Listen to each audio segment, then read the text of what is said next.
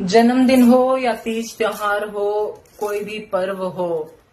अगर आपका कितना भी सगा दोस्त, रिश्तेदार, माँ बाप, सगे भाई बहन या कितना भी करीबी इंसान क्यों ना हो, अगर आप उसको आपके रेगुलर जीवन मरण से कोई मतलब नहीं है ना, अगर वो रेगुलर आपको कॉल नहीं करता,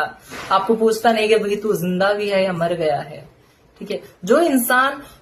पूरे साल में कभी भी आपको कॉल नहीं करता, ठीक है, गिने चुने महीने 2 महीने में एक बार, 3-4 महीने में एक बार, वो भी मतलब के लिए अगर आपके पास में कॉल आता है, चाहे वो कोई भी इंसान हो, आपका रिश्तेदार, आपका दोस्त, भाई बंधु, जो भी हो,